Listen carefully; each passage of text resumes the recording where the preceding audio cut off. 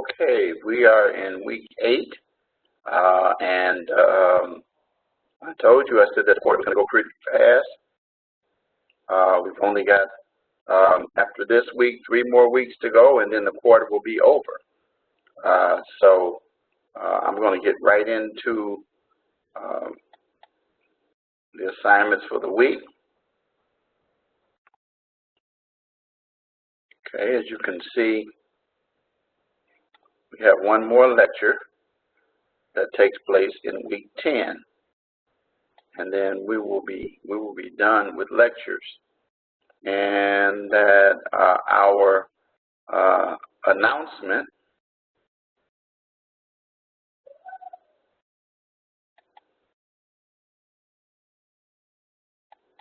contains Module 8, Defenses to Crimes, will be covered today. And so we're going to talk about defenses to crimes. And then we're going to talk about the fact that, remember, you have written this discussion, stand your ground. That initial post is due tonight by 11:59 p.m. Central Standard, and your reply post is due Saturday by 11:59 p.m. Central Standard. Finally, we get back to the point that we have 2 written assignments now for the rest of the quarter. Every week you're going to have a course project. This week's course project involved defenses, and then your written assignment on the topic of insanity. Then, of course, your quiz. And reminder that we're finishing strong, and that my motto is adversity is a springboard to success. So let's take a look at the course calendar real quick.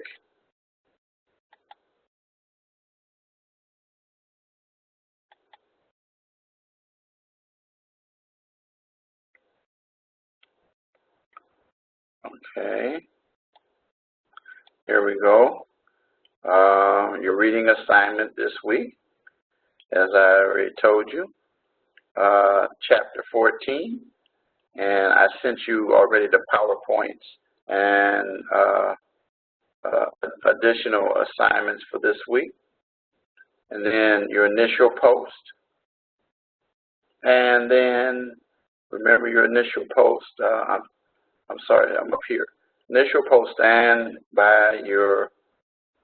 your ground, and then reply post, stand your ground, and then written assignments Sunday that are due on insanity, the quiz, and course project on defenses. So let's take a look at the actual module.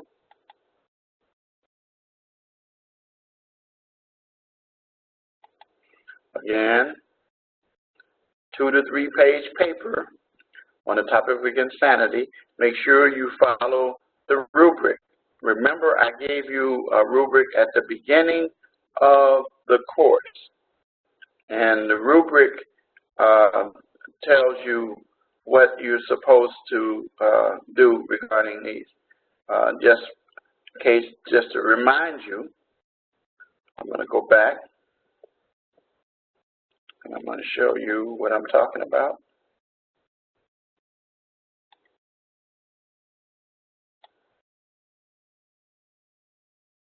Course rubrics, guidelines for written assignments, guidelines for course projects, guidelines for written assignments each week. I told you to take a look at that and use that as a guideline, because that's how I grade you. And then here's your rubric, your grading rubric on insanity. 2 to 3 pages. If you don't, you'll lose a point. Explain the defense of insanity and how it applies to Don. Identifies what Don has to prove at trial to show that he is insane. And then identifies what the government has to prove to overcome that, if possible. And then 3 points you lose if you don't satisfy the APA requirements. And you already know the APA requirements. are in-text citations and references at the end. Also should be a cover sheet. And then 1 point if there are no spelling or grammatical errors. I haven't been too dogmatic about that this quarter, but this I have been. So you want to make sure that you abide by that. Then for your course project, I gave you that. If you go back and you look at week 8, 2 to 3 pages. If not, you'll lose 5 points. The various defenses, 30. The various defense of self-defense and justifiable use of force, 30 points. Explains stand your ground, 30 points. So if you miss these, any of these, you could go down, either of these you missed, you could go down to 70. If you missed, again, you go down to 40. So you can get a very low score. And then APA requirements satisfied as well, you'll lose 5 points. So that's what I mean when I say make sure that you take a look at that. So I sent that to you early on. So I'm reminding you that you have it again. So let's go back to the assignments again.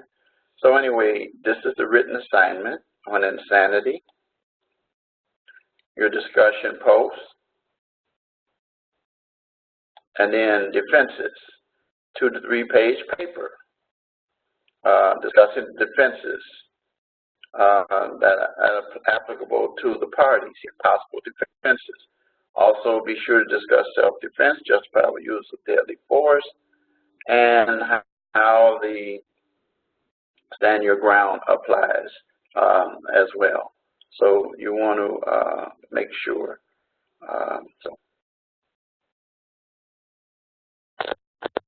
Okay, sorry about that. Had this really bad fly here. So I got him. He is done. All right. So anyway, let's go back down to the quiz then after that. Okay? So you want to make sure you satisfy all of those requirements. Okay, so now your lesson content. Let's go and look at that. We're going to talk about defenses. Then these are your assignments again. Chapter 14. And then defenses to crimes. Written assignments I went over and the quiz. Okay. And then this is a little piece that you want to look at, and it explains some possible defenses to crimes. Capacity, we'll talk a little bit about all of that when we go through the lecture in a minute. Self-defense, entrapment, and what that is. And then you'll go through these little cards, and you'll ask what is voluntary intoxication, and you flip the card over. And it tells you a defense for specific intent, crime that negates the existence of the element of the crime. Flip it over. Flip it over. And then you go to next. Involuntary intoxication. A defense of crime, even though it does not negate. That means that you did it on purpose, drinking. The other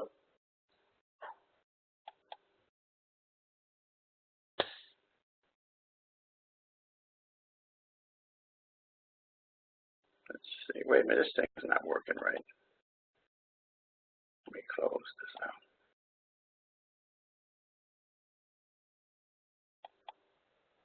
Okay, infancy. So then you flip it over and you get the answer.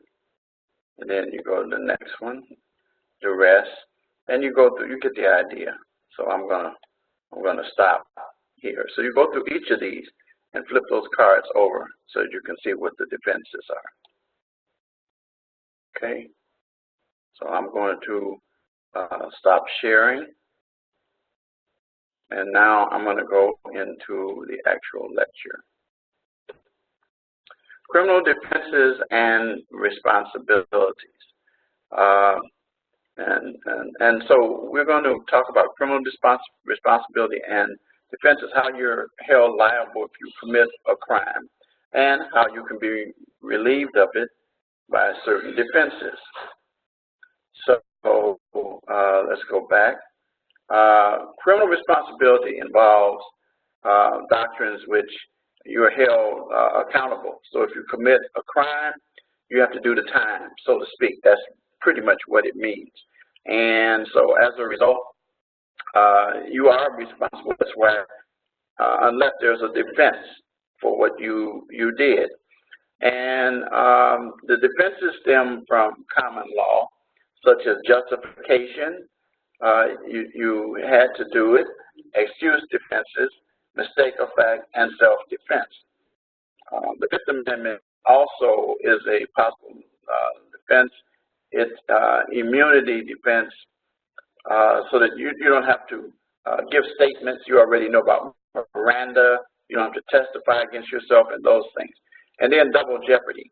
Double jeopardy, of course, means that you can't be tried for the same crime twice, which means basically if you suffer jeopardy for an offense and then later on you can't be retried again. Or let's put it this way, you've gone through the trial and you're found not guilty, and then later on there's some evidence that comes about that wasn't included, they can't come back and have another trial against you.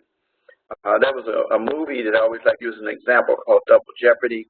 Ashley Judd was in it, where she served time for killing her husband, and then she was released on parole. She discovered that her husband really was not dead, and she found out that he had taken up with a woman that was her friend and took her child and moved and changed his identity. And she found him in the area of New Orleans, I believe it was in the movie. Anyway, the bottom line was she found him, and then he attempted to try to kill her. And then at the end, she ends up killing him. Well, she could not be tried and didn't have to produce self-defense, because her defense in that case, because of the law of double jeopardy, she could not be tried again because she actually served the time for his death, even though he wasn't dead. And so as a result of that, she was freed. Now, you should be aware that double jeopardy does not set in when an individual is tried in state court for a crime and then federal court. For example, during the civil rights movement, there were many times that there were lynchings, and the juries were what we call kangaroo juries. They were stacked with Klansmen and other individuals, and so they found the person not guilty of murdering civil rights workers.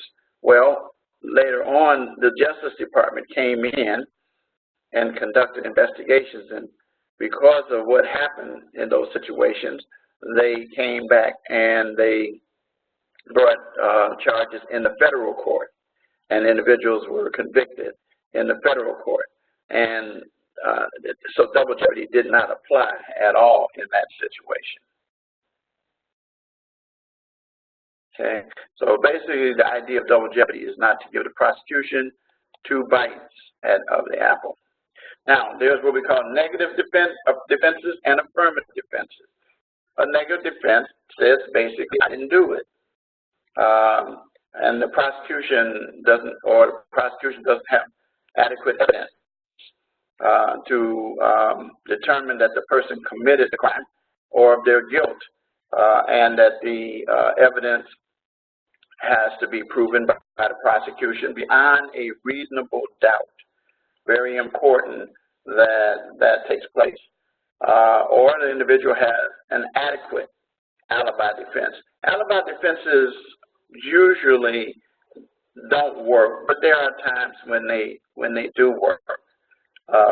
clearly to show that a person wasn't there, but there was someone somewhere else, and they're able to provide adequate proof that they were not the ones. So you can't have an alibi defense and as an affirmative defense. It would not work at all, because you're basically saying, I didn't do it, and this is why I didn't do it, because I was not there, I didn't participate, and those kinds of things. The affirmative defenses, on the other hand, you start out by admitting that you did commit an act, but a criminal act, such as killing someone or something of nature, but you say that I'm not criminally responsible, such as there was justification or excuse, or defendant mental capacity played in, and they were found mentally not held responsible for their acts, or insane. Very rare, but it does happen. And in this case, when a defense raises that, then the defense has a burden of proving an affirmative defense by a preponderance of the evidence. So it is a easier standard for the defense to prove. However, be aware that the mental capacity issue usually doesn't work too well in a complete defense. There's a defense called, and we don't talk about it much, called diminished capacity, where the person does not have the adequate state to be held responsible for a crime, but that the crime, well, I should say this, they are held responsible for it, but that their capacity might minimize the sentence or something that they begin to suffer because of the offense that they committed. So basically, affirmative defenses say you did it. You start out by saying you did it. So it's the number one affirmative defense is self-defense. Okay. Lack of capacity, infancy, children under a certain age are not able to form criminal intent. At common law, that age was 7. But now we have juvenile courts. And because of that, the capacity for infancy is almost pretty much gone, because you can be tried as a juvenile. There are cases like Kent versus United States that deals with the juvenile court.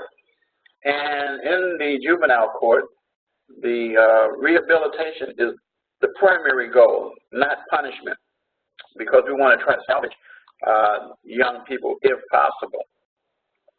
Under certain circumstances, though, where the offenses are really, really serious, they can be tried as adults. Now, the fact of the matter is when those situations take place, then they can end up spending more time, but they can still end up in the juvenile facility, not the adult facility. And the obvious reason is because we don't want to put children or juveniles with criminals that are adults, because they will take advantage of those young people and corrupt them even more. Examples of children tried as adults because of the increased violence. More than 200,000 children are tried as adults each year. I would say probably even more than that now.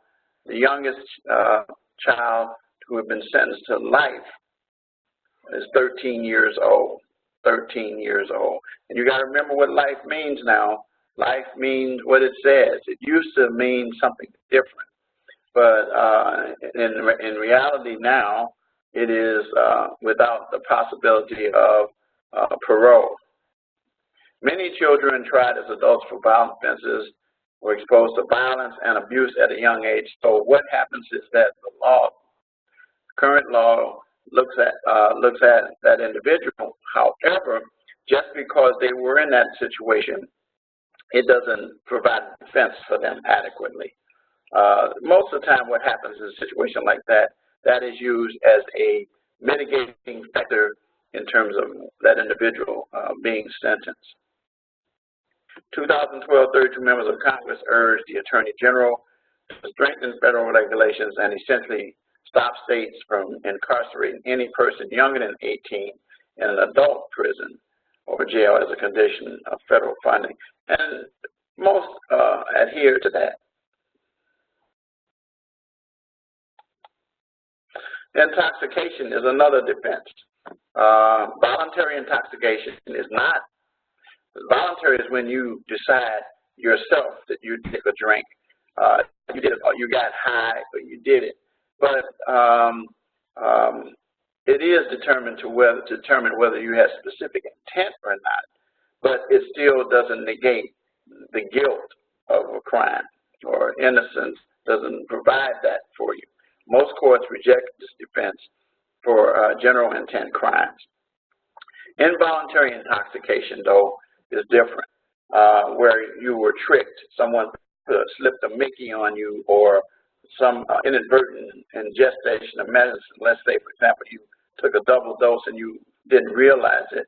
That's what we call involuntary intoxication. Then it removes criminality from an act. But it has to be determined that it was involuntary. And just because you have a habit, or you're a person who's an alcoholic, that doesn't provide automatic defense, because you're still considered in control if you take a drink yourself, even though from a medical standpoint we understand differently. The same thing with the addict, the person who is addicted to drugs, and then they willfully will use drugs. It doesn't fall under involuntary. It falls under voluntary. Insanity, as I already said earlier, it has to be a very serious offense that you commit, first of all, and then secondly, your mental state has to be established that you really didn't understand. Now, there are several tests. The Norton rule said at the time the person commits the act. Now, remember, the key part of the Norton rule is that at the time the person committed the act, they were suffering from such a defect that they did not know what they were doing and that it was wrong. Irresistible impulse. In other words, they didn't have control at all, none.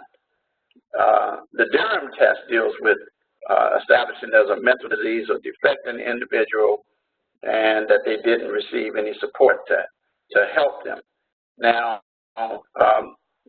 most jurisdictions have attacked insanity, and for example, here in Illinois, you almost have to commit an act in a situation where you didn't understand what you were doing, almost like the Norton rule. But the fact of the matter is that we use the term, many of us as lawyers, we call it the Amanda Wallace rule. Amanda Wallace case came about in I think in the 80s, late 80s, early 90s, where an individual, I think it was early 90s, where a lady in Cook County was given custody of her child by the Department of Children and Family Services after they had taken the child, and when she got the child back, within a short period of time after that, she killed the child. And it was determined that at the time she committed the offense, she didn't realize or have the capacity to understand or appreciate what she was doing at the time. And that as a result of that, she was determined to be insane at the time of the offense. Now, it's a very rare thing in Illinois. During my entire practice and years, I had several cases of individuals that I had tested by the psychologist, and the psychiatrist, I should say, determined that those individuals, even no matter how heinous the crime, that they were still not insane at the time of the offense. And usually you look at things like how that person plotted and planned, if they thought it out, if they put together a scheme or something. then I don't care how crazy it might be. Sometimes people think that individuals who are involved in mass murders, serial killers, fit that category, but you'll be surprised at how methodically those individuals operate, and they don't fall under that capacity. And so what I am really saying is what this next slide is telling us is that there are different standards now. The ALI standard, which is what we call a substantial capacity test. And then some states have abolished the insanity defense. For all practical purposes, even states that do still have it, they still pretty much, there's such a small number. Now, what does happen is that they're under the Insanity Defense Reform Act of '84, psychiatric evidence is not admissible. Psychiatric evidence may be used to negate specific intent. And then there's the clear and convincing evidence standard, burden of proof, then shifts to the defendant to establish that they actually were insane. Now, here's my point, is that defense is not used very well or frequently. You will find that there are extreme cases.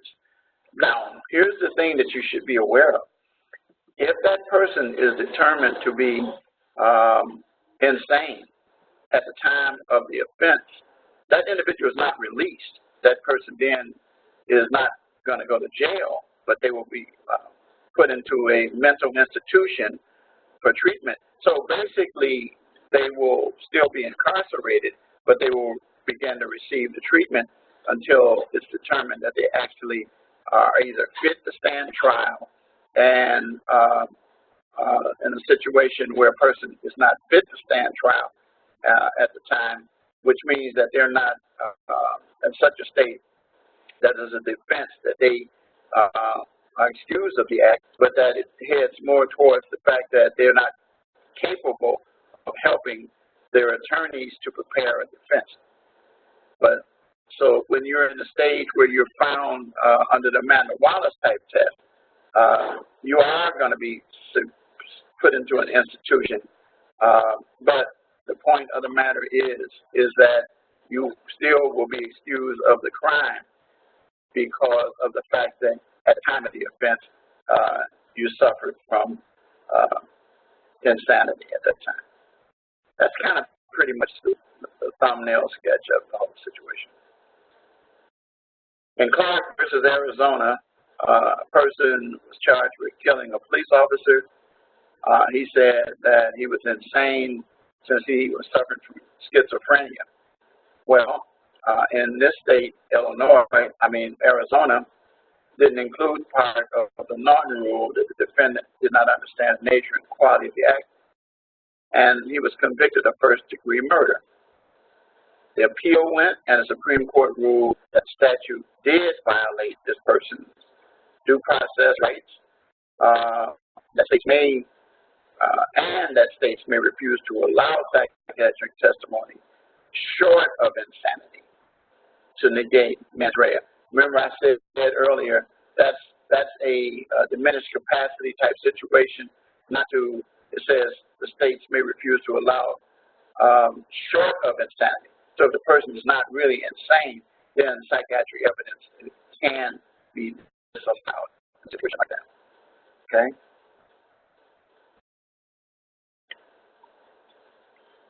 Excuse. You have an excuse for why you did something. And these are some of the excuses. Duress. When you are placed in a situation of threat, a coercion, to do something that you would not otherwise do. But it has to be what we call gun at head duress. It means it must be imminently a situation where you are forced to protect someone who's imminently going to be hurt, injured, or something along those lines. I can tell you that when you commit an offense, like, for example, extort, because someone has another thing that they're holding over you, you can't use it as a defense. But it's used when someone forces you to do something, commit a crime that you would not otherwise do. Necessity means forces beyond your control. Economic duress is not acceptable. I did it because I needed it. I don't have a job, or I needed to eat, or those kinds of things. You could still go to jail for stealing food. I had a young man who committed an offense that was probably one of the craziest offenses. He stole a pack of gum, and so he ended up going, it was a misdemeanor, but he still, and he argued that he didn't have the money for it. So he needed some gum really bad. Well, it wasn't necessity as a defense that could have been proven, so we didn't even try that. Consent. Physical injury consented to must result from conduct that is not intended to cause serious injury. So, it's kind of hard to say that a person agreed to let you hurt them, that kind of thing. Mistake of law. You don't know law, but don't even try it. Ignorance of the law is no excuse. That's an old adage. Mistake of fact. Innocent understanding of the facts rather than from a criminal purpose. Let's say, for example, that you picked up somebody's coat or something and you thought it was yours. That's a mistake of fact. However, though, from the time that you discover that's yours, that's not yours, and then you keep it, then it no longer is a mistake of fact. So the point of the matter is, it's just a misunderstanding, basically.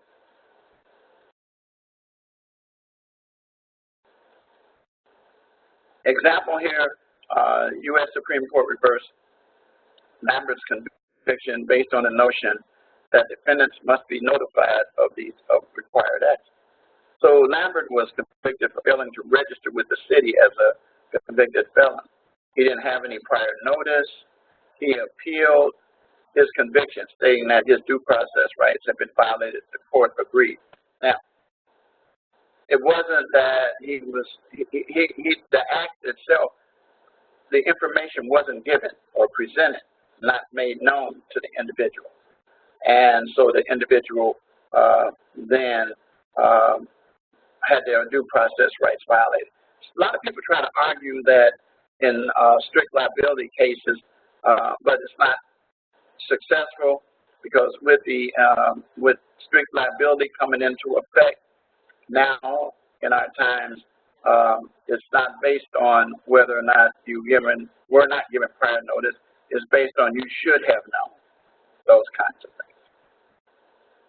And those acts usually are not felonies but misdemeanors. The use of force. This is the area where most of us as defense lawyers thrive and use to protect our clients who committed offenses. In other words, that they used the force that was necessary either to protect themselves or to protect someone else's person, or either to protect their property in the case of residences, or either in some businesses and situations. So the imminent possible injury, serious injury, or death of an individual would result if the person didn't exercise that force. And so in situations with deadly versus non-deadly force, it's clear from the law that the force must be commensurate with the situation that you're up against. For example, if a person raises their hand to hit you and then you shoot them or stab them and argue self-defense, that's probably not going to fly. Now, on the other hand, it could fly if that individual is, like, for example, a martial arts person. Then in that case instance, they are actually using a weapon that could be deadly and could result possibly in your death. But in the normal course, it doesn't take place. So in other words, you can't do what we call overkill. Self-defense is an affirmative defense. We talked about that a few minutes ago, and some examples of self-defense stand your ground laws. Stand your ground laws basically say you don't have to retreat, that you are in a place where you have a right to be, and that as a result of that, you can protect yourself commensurate with the attack. Once again, if a person feels like they're in fear of their lives just because an individual is yelling at them or screaming at them, and they take out a weapon and use it against them, they can be found guilty, and the crime will stick, and the stand your ground laws don't apply. The old retreat rule used to require that before you can use self-defense, you had to be cornered, and you didn't have a way of escape. But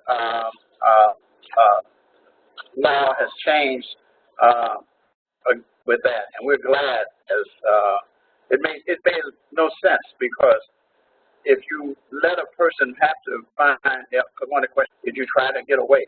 Well, the point of the matter is that they could get hurt as well in those situations.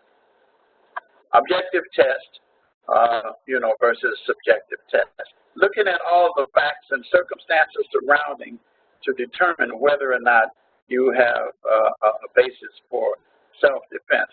Let me give you an example of a good self-defense case that doesn't look like a self-defense case.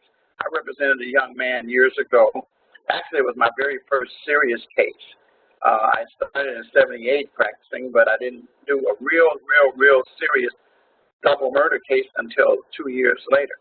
Well, in 1980, I had an occasion to represent a young man who was hosting a craft game, and the people were at the craft game, and he opened up the door to let these two guys in, and as he was locking the door, and he was at the bottom of the stairs, the guy walked up about six stairs to the next level, and they got up there, they announced there was a holdup. Well, my guy had a gun, and he got his gun out, and he was able to shoot both of them. He shot the first one, and then the second one, and then they hit the ground. Then he came up the stairs, and they were face down, and he emptied his gun in the two guys, in their backs, and then he took off. Well, it was pretty tough. He ended up being apprehended and brought back to the jurisdiction. So I was hired to represent him, and it took me a year to research and determine and investigate all the facts and elements. And so, as to which way I was going to go, I said, okay, let's see what we can do. Well, when I received the autopsy report, well, of course, I answered, not guilty when we went to the arraignment. But as far as my strategy for defending him, I still wasn't quite clear on the best way to possibly go. Couldn't use insanity, and it was several issues there. So anyway, and the other thing not to mention is the young man was on what we call paper, which meant that he was a convicted felon. He wasn't supposed to have possession of a gun. But we weren't dealing with that. We were dealing with a double murder case. So he was charged with murder of two individuals. So anyway, ultimately, I discovered from the police, not the police report, but from the coroner's report, and that the medical examiner listed the cause of death. And the cause of death was a single shot, and that the single shot tore the valve to the aorta of the heart in each of those individuals. So he was he did pretty good. They weren't that far away. And so the bottom line was they hit the ground, and the testimony of the medical examiner was that he was actually facing them at the time, and that he fired the shot that resulted in their death. And when he hit the ground, they were dead. Therefore, when he stood over them to fire the shots in their backs, they were already dead. And so the self-defense was very successful, the young man was found not guilty of double murder. But you have to establish that you are in a position to present self-defense or stand your ground in a situation like that. And because there were guns involved, then he ended up needing a gun or could have used a knife, but anyway, he used a weapon, and he was exonerated from that. Now, he was guilty of what we call a VOP, a violation of probation or parole, because of the fact that he wasn't supposed to have a gun. So that's a side issue. But just for your information, he awaited trial so long that they were going to give him a year to serve, 2 years to serve for that, which meant that because he was in all the time, a good time, it turned into a year. Well, he served a year. So we had an instance where he was found not guilty, but then he was found to be violated of his parole or probation. I don't remember which one, but either way, he could have been sent back to jail. But he had served the time that he was going to receive, and they had what we call time considered served, and so he was released right away. Anyway, so that's an aside. But battered women and children syndrome, people argue that based upon the fact that they were abused by their spouses or either as a child, that set out a defense for why they committed the crime that they did. Usually a psychologist is involved there, and usually you want to do this with a jury. And particularly in a situation with domestic violence being as it is today, you want to present that defense. And it's successful sometimes. Sometimes it is not. Defense of others, in other words, you were defending other individuals. I know of a situation of a person in a grocery store who had a weapon, and the people tried to rob it, and they got their weapon out. There wasn't even carry concealed involved, but they were defending others, so it was self-defense as a result of that. Defense of property, same thing I talked about earlier. Stand your ground law became famous with the Zimmerman case. Zimmerman claimed that Martin had shot him and threatened his life, and he acted in self-defense. Zimmerman had watched this person in the neighborhood and called the police. Now, the police told him to stay away from him, but Zimmerman ignored instructions and approached him. That I have a problem with. However, he was found not guilty of second-degree murder. And there's a whole debate about whether or not he acted in self-defense or murdered this kid, because of the fact that he didn't obey the police instructions. But anyway, stand your ground law became very famous because of this case. There's various forms of immunity. Immunity constitutionally, which says that you don't have to testify against yourself.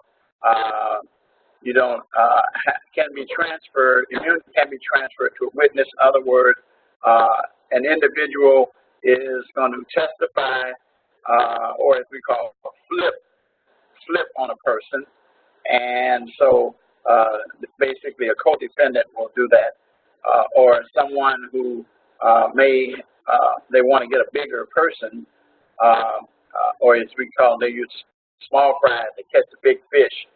So what they'll do, they'll take, for example, in drug cases, there's a person on the streets to get the person who was the actual supplier of that as well. So that person is not prosecuted, and so what they say is not used against them. Then there are other forms of immunity, such as contractual immunity, where a person, again, in a situation placed in witness protection, and they're allowed to testify, which normally what they would testify to would incriminate them, but because of the immunity, they would not be prosecuted. Diplomatic immunity based on the fact that they're a diplomat from another country, or they're protected under the law from criminal actions. Legislative immunity, same thing with legislators as well. Then this is an example of diplomatic immunity, protects government officials in foreign countries. And where this person killed, U.S. diplomat killed 2 Pakistanis. He admitted to shooting the 2 men after they pulled alongside him on a motorbike. American officials said he saw they had a gun and he believed was about to be robbed. Pakistan, though, charged him with double murder, ignoring his immunity status. He was released from custody after payment of $2.4 million and those kind of things. So the bottom line is that the status of that individual released him of the crime. We already talked about double jeopardy, so I'm not going to go into that. Remember I said it does not exclude prosecution in state and federal court. This trial versus acquittal. If a person is acquitted completely, then you can't try him again. If there's a mistrial, that's determined either from the evidence presented or from a juror nullification with a juror lied, or the other way of a mistrial is that there's a hung jury. For example, in criminal cases, jurors must present a verdict beyond not beyond reasonable doubt, it must be unanimous. And so as a result, if a mistrial is determined, well then retrying that individual is not double jeopardy. Okay. Same evidence test, same elements test. Okay. Statute of limitations basically is a bar to bring in an action for a certain period of time. There's rarely a statute of limitation for murder. Federal statutes, 5 years for non-capital offenses. Every state has different limitations, and some states have removed limitations for rape, and you know why? Because it's an embarrassing situation, and there are years and years and years sometimes before a person gathers the gumption or have the ability to be able to come forward and present the information or evidence. Defendants can waive the right to a statute if they want, if they need more time for plea bargaining or investigation. So, for example, with the Speedy Trial Act, let's say you have to try the case within a certain period of time, and if you don't, then you're barred from prosecuting that individual.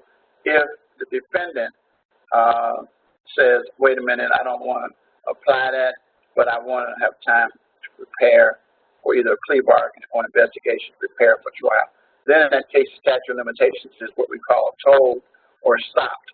It's like the clock stops to give them a chance to do that. It would be unfair, because then what that person can do is drag it out beyond the period, and then they couldn't be prosecuted. So it wouldn't make much sense. Governmental misconduct. When government or government official puts a person in a position, commits a crime, sets them up, basically. Well, dealing with entrapment is the act where the government agent induces someone to commit a crime that the person would not otherwise commit. Let's say, for example, setting up a trap for an individual. That's a difference. But here is an example. You're walking down the street, you mind your own business, and then a person walks up to you and say, I got some drugs, would you like to buy some? And then you say, yes. Or they target you because they know what kind of person you are. Well, in that case, they have entrapped you. And the government induced that individual who would not otherwise have committed that offense. They will mind their own business. Now, it's a defense that has to do with the Constitution, and the problem is that it does not establish rules for enforcement of police, but the bottom line is that police should understand, and law enforcement, that you can't just set up people. And objective test of entrapment court establishes that the police officer did improper action in terms of setting up that person. Maybe they dropped the drugs on them, or they planted the drugs, those kind of situations. So that's government misconduct. So you can present that as a defense that the police violated your rights. Here's an example. The United States Supreme Court reversed conviction for solicitation of sexually explicit material, arguing that the government agent may not implant a design in an innocent person's mind. And that was what I was talking about, and then induce commission of the crime.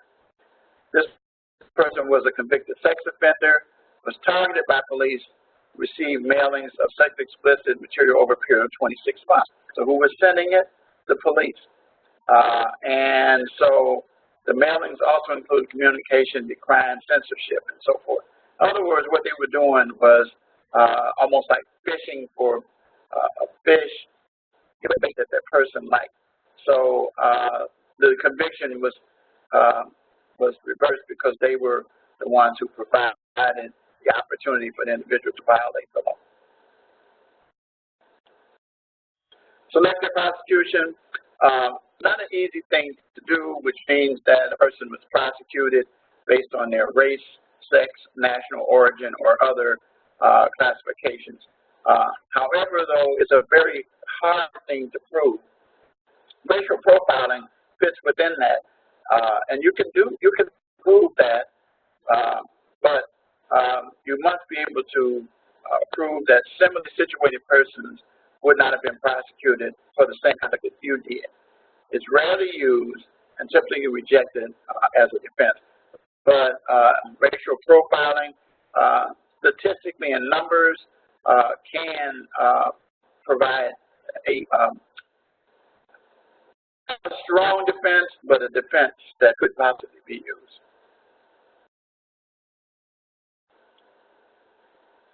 The U.S. Supreme Court held that passive enforcement of prosecuting only those non-registrants who reported themselves or were reported by others was not a violation of the person's Fifth Amendment. This person had not registered under the Selective Service Act and was convicted for failing to register, argued that they were singled out. That's different. That's a different situation here, totally.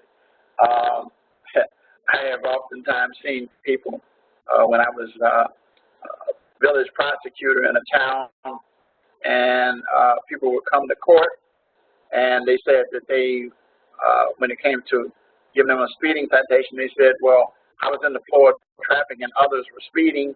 They said, but you got me. And so the judge would kindly say, well, you're the one being prosecuted here. And so you can't use that as a defense that you didn't get everybody. You know, it's a common defense used by kids with their parents as well. You didn't get Johnny, but you got me. Well, guess what? I got you. So right now, the issue is your violation, not the other possible violations there.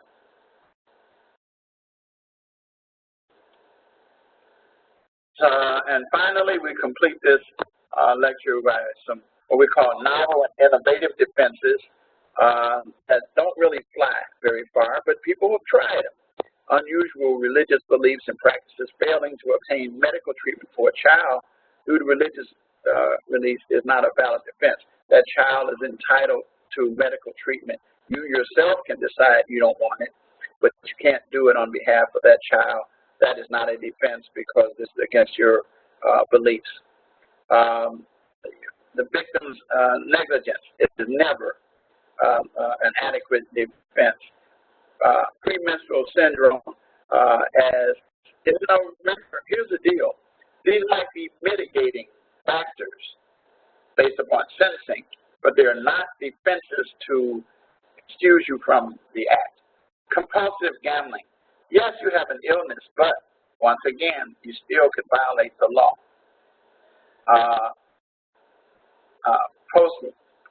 Post-traumatic stress syndrome, same thing.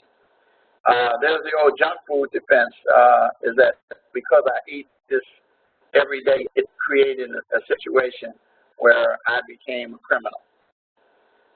TV intoxication programs that you watch, pornographic intoxication to determine that's why you became a sex offender.